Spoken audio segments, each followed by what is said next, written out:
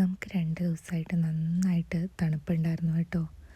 അപ്പോൾ ഈ വിൻ്റർ തുടങ്ങിയിട്ട് ഈ ജാനുവരിയിൽ നമുക്ക് ഫസ്റ്റ് സ്നോയാണ് ഈ കിട്ടുന്നത്. നല്ല രീതിയിൽ സ്നോ ഉണ്ടായിരുന്നു. അപ്പോൾ വിൻഡോ കൂടെ പുറത്ത് നോക്കിയപ്പോഴത്തേനും സ്നോ നന്നായിട്ട് പെയ്തുകൊണ്ടിരിക്കുക. ഇതുപോലെ സ്നോ സ്റ്റാർട്ട് ചെയ്താൽ പിന്നെ ഇവിടെ ദേശീയോത്സവം പോലെയാണ്. എല്ലാ ഷോപ്സൊക്കെ അടഞ്ഞടക്കും. അത്യാവശ്യത്തിനുള്ള ഷോപ്സ് മാത്രമേ തുറന്നിട്ടുണ്ടാവുള്ളൂ. സമയം ഒരു 8:45 ആയിട്ടേ ഉള്ളൂ. സ്നോ കാണാൻ വേണ്ടിയിട്ട് എഴുന്നേറ്റ് വന്നതാണ്. നല്ല ഭംഗിയുണ്ടായിരുന്നു കാണാൻ. അങ്ങനെ കിച്ചണിൽ പോയി കിച്ചണിൽ ജനലൊക്കെ ഒന്ന് തുറന്ന് നോക്കിയപ്പോഴത്തേനും ഹോളിൽ നിന്ന് കാണുന്നതിനേക്കാളും കുറച്ചുകൂടി ഭംഗിയുണ്ടായിരുന്നു കിച്ചണിലെ വ്യൂ. നമ്മളിവിടെ ഫസ്റ്റ് ഫ്ലോറിലെ ഫ്ലാറ്റിലാണ് താമസിക്കുന്നത്. അപ്പോൾ നമുക്ക് ഇവിടെ നിന്ന് നോക്കുമ്പോൾ നല്ല ഭംഗിയായിട്ട് കാണാൻ പറ്റുന്നുണ്ട്. ഇനി ഇതൊന്ന് മാറുന്നവരെ അധികം ആരും പുറത്തോട്ടൊന്നും കാണില്ല. നമ്മൾ താമസിക്കുന്ന ഒരു ടൗണിൽ തന്നെയാണെങ്കിൽ കൂടി ഭയങ്കര കാം ആൻഡ് ക്വയറ്റ് ആയിട്ടുള്ളൊരു ഏരിയ ആണിത്. ഇന്ന് ഷോപ്പിങ്ങിനൊക്കെ പോകണമെന്ന് വിചാരിച്ചായിരുന്നു. അപ്പോൾ അങ്ങനെ ആ പ്ലാനൊക്കെ ഡ്രോപ്പ് ചെയ്തു. നമുക്ക് ഇങ്ങനെ കുറേ നേരം ഇതുപോലെ നോക്കിക്കൊണ്ടിരിക്കാൻ തോന്നും. ഇപ്പോൾ നമ്മൾ UK വന്നിട്ട് 3 വർഷം കഴിഞ്ഞു. അതിനിടയിൽ ഇത്രയും കൂടുതൽ സ്നോ കാണുന്നത് ആദ്യമായിട്ടാണ്. ഇന്നാണെങ്കിൽ ടെമ്പറേച്ചർ ഭയങ്കര കുറവാണ്. നമുക്ക് -5 ഡിഗ്രിയൊക്കെയാണ് ഇന്നത്തെ ടെമ്പറേച്ചർ. കുറച്ച് ദിവസമായിട്ട് ഈ ടെമ്പറേച്ചറിൽ തന്നെയാണ് ഇവിടെ പോകുന്നത്. അതുകൊണ്ട് തന്നെ ഈ സ്നോ ഒക്കെ മെൽറ്റ് ചെയ്യാൻ ഒരു 1 വീക്കൊക്കെ ടൈമിങ് എന്തായാലും എടുക്കും. അത്ര നല്ല രീതിയിൽ മഞ്ഞ് വീഴുന്നുണ്ട്.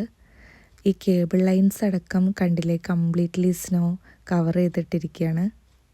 നമ്മൾ താഴെ ഇരിക്കുന്ന ചെയറാണത്. അതൊക്കെ കംപ്ലീറ്റ് ആയിട്ട് മഞ്ഞ് പുതച്ച് ഇരിക്കുന്നുണ്ട്.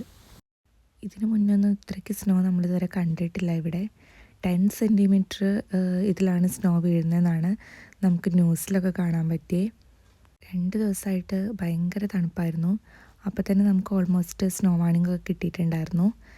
അപ്പോൾ അങ്ങനെ ഇന്ന് ബ്രേക്ക്ഫാസ്റ്റൊക്കെ ഉണ്ടാക്കണം. ഭയങ്കര മടിയായിട്ടിരിക്കുകയായിരുന്നു. അപ്പോൾ ഇന്ന് നമ്മളൊരു വൈറ്റ് സോസ് പാസ്തയാണ് ഉണ്ടാക്കുന്നത്.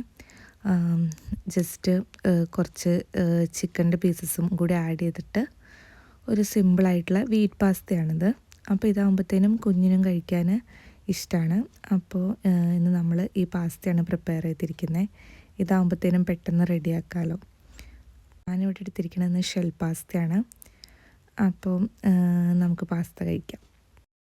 ഫസ്റ്റിന് ഞാൻ ആമിക്കുട്ടിക്ക് കൊടുത്തു. ഇതൊക്കെ അവൾ താനെ കഴിക്കും, പക്ഷേ ഇച്ചിരി സമയമൊക്കെ എടുക്കും.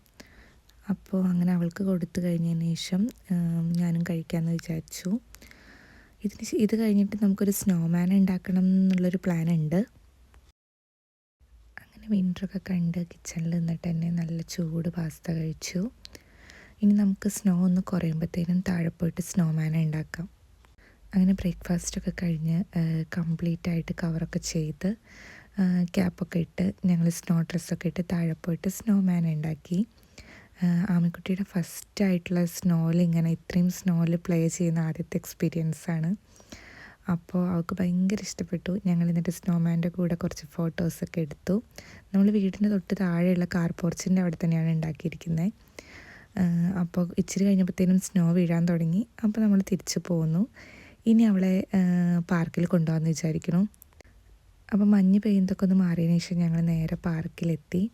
ആദ്യമായിട്ടാണ് ഈ പാർക്ക് ഇങ്ങനെ കാണുന്നത്. അവൾക്ക് സ്വിങ്ങിലിരിക്കാൻ ഭയങ്കര ഇഷ്ടമാണ്. അപ്പോൾ അവൾ ആ ഊഞ്ഞാലിലൊക്കെ പിടിച്ചിരുത്തി. ഇത്രയും കൂടുതൽ മഞ്ഞ് മൂടിയിട്ട് ഇതിന് മുന്നേ കണ്ടിട്ടേ ഇല്ല. താഴെയൊക്കെ ഭയങ്കര സ്ലിപ്പറിയാണ്. അപ്പോൾ അതുകൊണ്ട് അവളെ താഴെയൊന്നും ഇറക്കിയില്ല. അധികം ആൾക്കാരൊന്നുമില്ല.